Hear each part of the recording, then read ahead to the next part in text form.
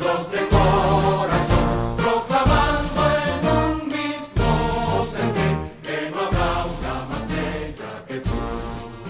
Mi bandera dominicana. Hola chicos, buenos días, bienvenidos a la primera videoclase para quinto año. Hoy voy a estar haciendo un repaso de la unidad 9 de nuestro manual de Santillana de Ciencias Sociales. Ustedes ya lo conocen porque lo tienen ahí, ¿verdad? La Fundación de la República, que es la unidad, el capítulo que estuvimos trabajando durante todo este último tiempo, incluyendo los primeros días de cuarentena. En estos momentos ustedes están terminando el capítulo y están viendo el rol de la mujer en la lucha por la independencia de República Dominicana, y estamos hablando de la independencia, en este caso de 1844, no de la independencia efímera, como lo llaman, de 1821, que fue cuando República Dominicana se independiza de España.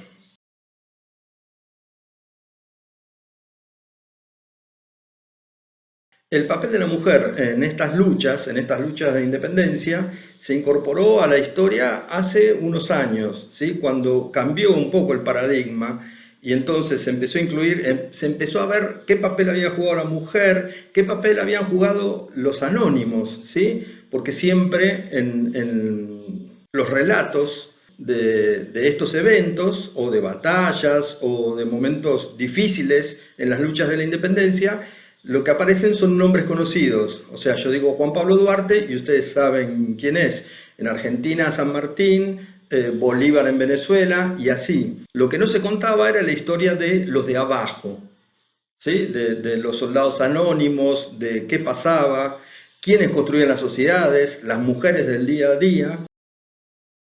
El ignorar a las mujeres en la historiografía no es una particularidad de República Dominicana. Sucedía en la historia de todos los países. Cuando yo era estudiante secundario, las mujeres no existían. Por ejemplo, en Argentina hay una heroína que se llama Juana Zurduy, que recién en los últimos años fue reconocida, que en su momento participó de las luchas independentistas, derrotando a ejércitos españoles, ella con otras mujeres, y que murió en la pobreza absoluta y sin nada de reconocimiento. Entonces ahora se le está dando valor y hay material, ¿sí? Como para hablar de esas mujeres. Se lo ignoraba, ¿sí? Porque aparte la historia, el estudio de la historia durante mucho tiempo fue una profesión, digamos, plagada de varones, una profesión machista, ¿sí? Pero bueno, vamos a empezar el repaso de la unidad. La historia de República Dominicana desde su nacimiento está unida indisolublemente a la historia de Haití, ¿sí? La independencia del 27 de febrero de 1844 fue de Haití, no de España.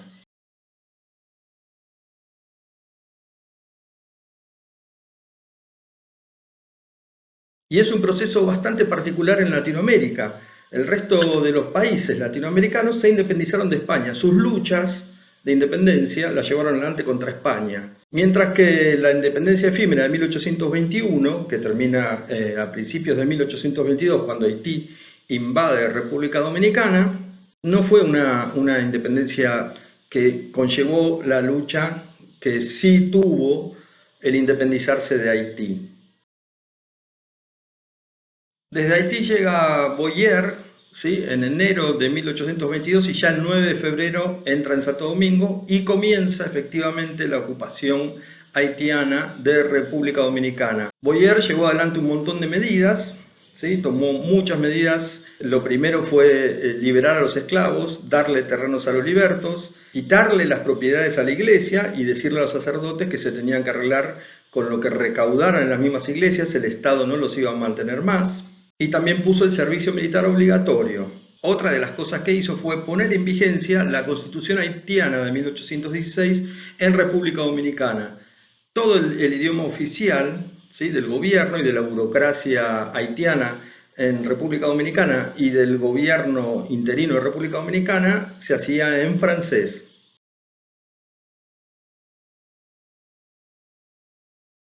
Esto resultaba obviamente una ofensa para los futuros dominicanos, ¿sí? Una nacionalidad que se estaba forjando recién.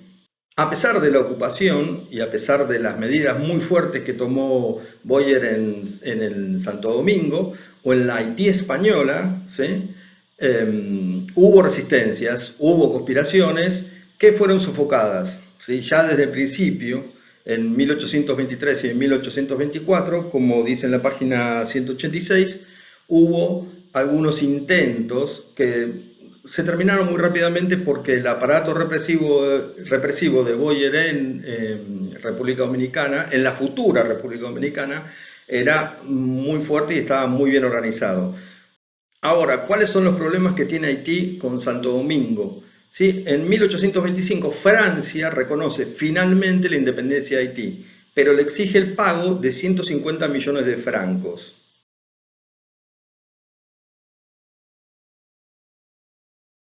Entonces, frente a esta necesidad de pagar una deuda cuantiosa, ¿sí? Boyer quiere poner a todo el territorio de lo que va a ser República Dominicana a cultivar, a criar ganado y a recaudar en impuestos, ¿sí? Porque necesita pagar una deuda que Francia le impuso para reconocer su independencia, una deuda que finalmente va a terminar arruinando a Haití. Haití no es hoy el país fallido, ¿sí? Por decirlo de alguna manera, no sé si es la mejor descripción, pero no es el país que hoy es porque quiso, ¿sí? En algún momento del camino se quedó sin recursos y Francia se lo hizo pagar mucho más adelante. En este libro de Frank Moya Pons, un historiador dominicano, ¿sí? Hay una cita de él al principio de este capítulo. Boyer no tenía muy buena opinión de los dominicanos porque estaba tratando de organizarlos para que trabajaran la tierra, ¿sí? Cederle tareas, de 80 tareas era lo mínimo para cultivar, 380 para criar ganado, y los dominicanos no tenían, o gran parte de ellos, los que no tenían que ver con ser ateros, no querían hacerlo, no querían trabajar la tierra. Y él decía, un pueblo indolente y poco trabajador que no cultiva sino según sus necesidades. O sea, que el pueblo que vivía de este lado de la frontera estaba acostumbrado a lo que se llama agricultura de supervivencia, plantar lo que uno come. Obviamente la gente no quería pagar impuestos, ¿sí? Porque sabía que esos impuestos iban a Haití para terminar en Francia pagando la deuda de Haití.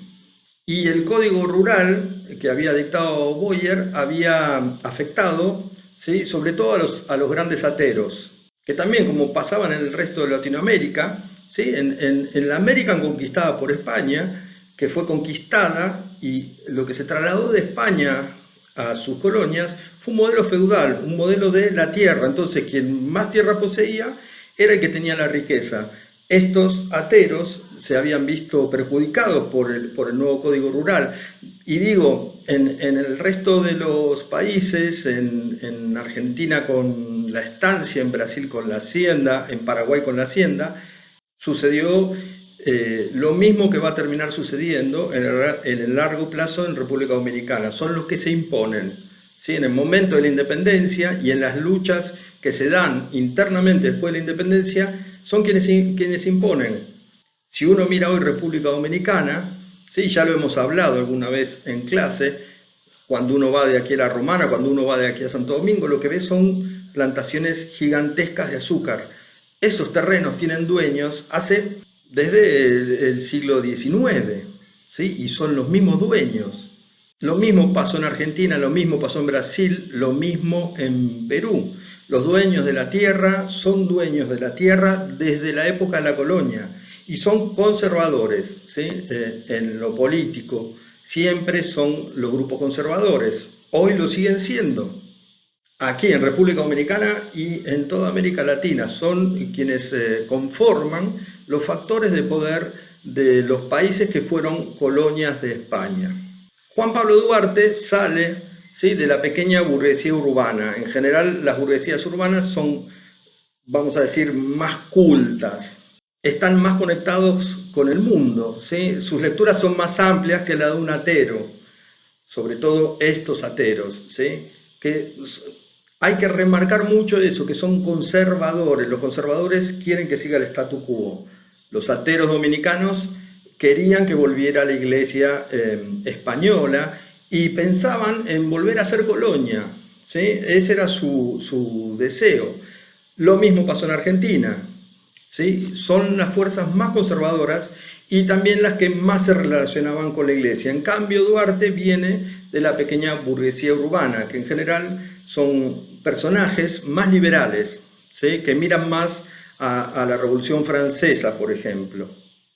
Y luego, además de todo esto, había dos grupos más, los pro-españoles, que querían echar a los haitianos, pero volver bajo el dominio de España, y los afrancesados, ¿sí? Que querían estar bajo protección de Francia.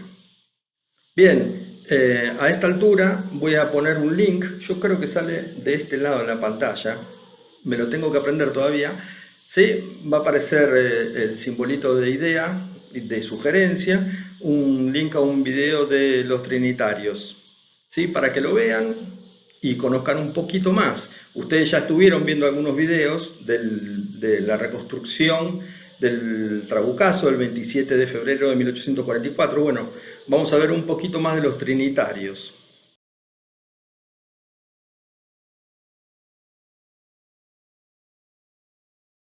En el camino hacia la independencia, ¿sí? Los afrancesados se le adelantaron bastante a los trinitarios, ¿sí? Llegaron a firmar un acuerdo con el cónsul francés para que los apoyaba para echar a Haití de República Dominicana, y entonces fue que los trinitarios hicieron su movida, digamos, o vamos a hacerlo así, como que los pasaron para llegar a la independencia, ¿sí? Y no para convertirse en un protectorado, ¿sí? O quedar bajo el dominio de los franceses. El 16 de enero de 1844 los trinitarios publican el Acta de Separación de Dominicana.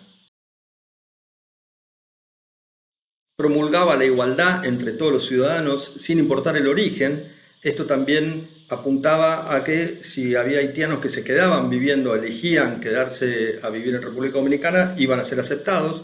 La protección de la enseñanza, la protección de las artes, la protección de las ciencias y la protección de un sistema democrático. Finalmente, el 27 de febrero de 1844, tras 22 años de ocupación haitiana, se declara la independencia de aquel país.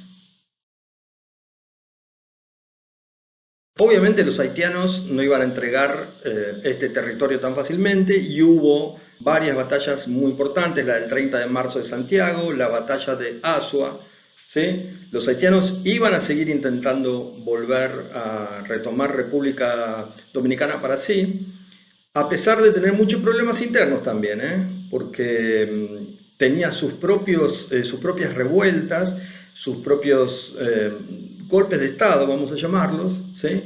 El 18 de marzo de 1844 vuelve Duarte del exilio, ¿sí? E intenta imponer sus ideas en la Junta Central Gubernativa, que estaba inclinada hacia el lado de Santa Anna, un atero muy poderoso, que más adelante vamos a ver, fue presidente de República Dominicana varias veces, y estaba a favor del plan Levasseur, creo que lo dije bien, ¿sí? Que era de quedar relacionados con Francia, ¿sí? El 8 de marzo de 1844, o sea, apenas que 11 días después de la independencia, estaban tratando de poner en marcha un plan para que República Dominicana quedara como bajo el paraguas de protección de Francia, ¿sí? Esta idea va a seguir dando vueltas y va a volver con mucha más fuerza en la anexión de 1863, cuando efectivamente República Dominicana vuelve a quedar anexada a España, ¿sí? Y hay que volver a pelear para, esta vez sí, independizarse por la fuerza de los españoles, pero también hacia adentro, porque la anexión la piden fuerzas dominicanas, ¿sí? Fuerzas políticas dominicanas, fuerzas sociales. No son los españoles que vienen y retoman el control de República Dominicana, es un plan que se arma entre españoles entre dominicanos y españoles. Son los dominicanos quienes les piden a los españoles ser anexados nuevamente. Estas cuestiones de la anexión, de los protectorados, todas estas búsquedas, tienen que ver también con una cuestión de gobiernos débiles, ¿sí? No tanto gobiernos débiles, gobiernos sin herramientas para defenderse si aparece un tercero. Algo así, ¿se entiende? Como, bueno, yo me busco un guardaespaldas grandote para que me proteja de este otro grandote. Este otro grandote, ¿sí?, es Estados Unidos, que ya para esta época le ha quitado el 46% de su territorio a México. ¿Sí? Ya está empezando a funcionar de alguna manera con lo de la doctrina Monroe, con lo de América para los americanos, como una potencia colonialista, imperialista. Más adelante, el año que viene, creo que van a estudiar eso en el programa de sexto año, se van a ver las invasiones estadounidenses de República Dominicana, que fueron 3. ¿Sí? No es una excepción República Dominicana en el Caribe. Estados Unidos veía el Caribe para sí. Cuba, que en su constitución tenía la enmienda Platt, o sea, una enmienda puesta por un senador estadounidense en la constitución de Cuba. Imagínense eso. Sí, imagínense, no sé, la constitución de Brasil con un artículo puesto por un senador estadounidense que diga: nosotros los estadounidenses podemos venir acá a Brasil a defender los intereses de nuestras empresas que están instaladas en Brasil cuando se nos dé la gana y como se nos dé la gana.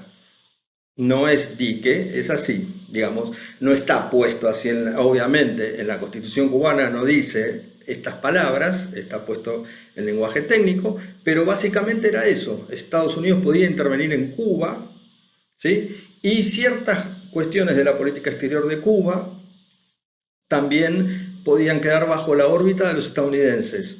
En República Dominicana no pasó eso, pero Estados Unidos invadió República Dominicana. La que más conocemos nosotros es la de los años 60, ¿sí?, cuando se le da un golpe de Estado a Bush e intervienen los estadounidenses. Los problemas entre Duarte y Santana siguieron, o sea, entre los trinitarios y los conservadores. Se siguió buscando un protectorado de Francia, pero bueno, los problemas fueron de mal en peor. Miren cómo han sido los enfrentamientos entre estos dos grupos antagónicos, que el 27 de febrero de 1845, cuando se cumplió el primer aniversario de la independencia de la República Dominicana, Santana, que estaba en el gobierno en ese momento, mandó a fusilar a varios opositores, entre los que estaba la hermana de Sánchez, el de Duarte, Sánchez y Mella, María Trinidad Sánchez. Así que imagínense lo fuerte que era el enfrentamiento entre trinitarios y conservadores, ¿sí? Hasta acá el repaso. Espero que haya servido esto de hacer una videoclase. Espero estar haciendo más la semana que viene para salir un poco de este ritmo de lectura-cuestionario que veníamos haciendo. Así que espero que estén bien, ¿sí? Sigan cuidándose, mucho lavarse las manos, todas las veces que se les ocurra, no tengan miedo, eviten salir todo lo que puedan. Cuanto menos seamos en la calle, más rápido vamos a pasar esto y nos estaremos viendo en unos días. Hasta luego.